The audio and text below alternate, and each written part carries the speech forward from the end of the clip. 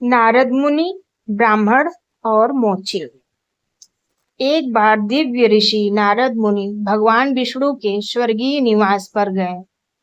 पृथ्वी पर अपनी यात्रा के दौरान उन्हें एक ब्राह्मण मिला, जिसने अनुरोध किया, ओह, आप भगवान से मिलने जा रहे हैं? क्या आप उनसे पूछेंगे कि मुझे मोक्ष कब मिलेगा? नारद मुनि ने सहमति जताते हुए कहा, ठीक है, मैं उनसे पूछूंगा। नारद अपनी यात्रा जारी रखते हुए एक पेड़ के नीचे जूते सीने वाले मोची से मिले। मोची ने भी नारद से पूछा, ओह, आप भगवान के दर्शन करने जा रहे हैं? क्या आप उनसे पूछेंगे कि मेरा उद्धार कब होगा? जब नारद मुनि वैकुंठ पहुंचे तो उन्होंने उनकी प्रार्थना पूरी की और नारायण भगवान से ब्राह्मण और मोची के उद्धार के बारे में पूछा। नारायण ने उत्तर दिया, शरीर छोड़ने के बाद मोची यहाँ मेरे पास आएगा। ब्राह्मण के बारे में क्या? नारद ने पूछा।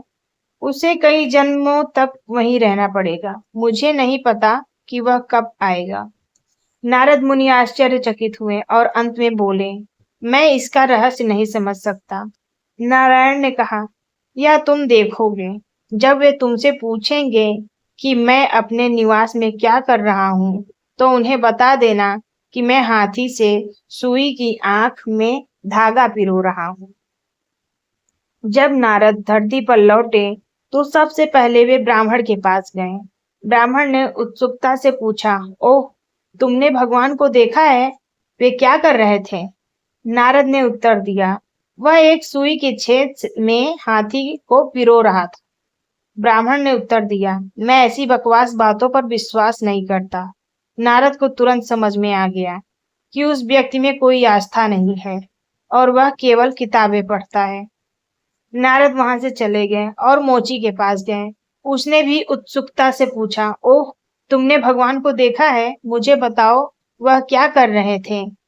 नारद ने उत्तर दिया, वह एक सुई के छेद में हाथी को पिरो रहा था।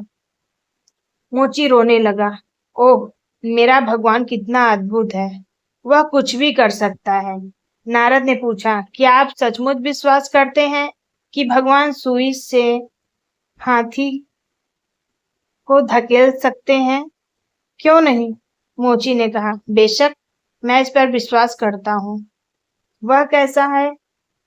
आप देख सकते हैं कि मैं इस बरगद के पेड़ के नीचे बैठा हूँ।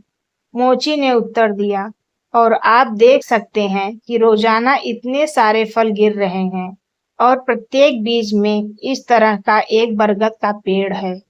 अगर एक छोटे से बीज के भीतर इस तरह का एक बड़ा पेड़ हो सकता है, तो क्या यह मानना मुश्किल है कि भगवान सुई के छेद से हाथी को धकेल रहे हैं?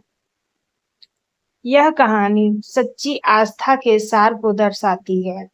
यह आंख मूंद कर विश्वास करने के बारे में नहीं है, बल्कि ईश्वर पर तर्क संगत भरोसा रखने के बारे में है।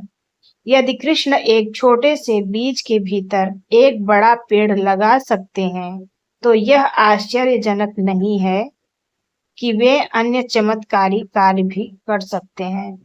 वैज्ञानिक सोच सकते हैं कि ग्रह केवल प्राकृतिक शक्तियों द्वारा अंतरिक्ष में टिके हुए हैं, लेकिन प्रकृति के पीछे सर्वोच्च भगवान है। प्रकृति उनके निर्देशन में कार्य करती है।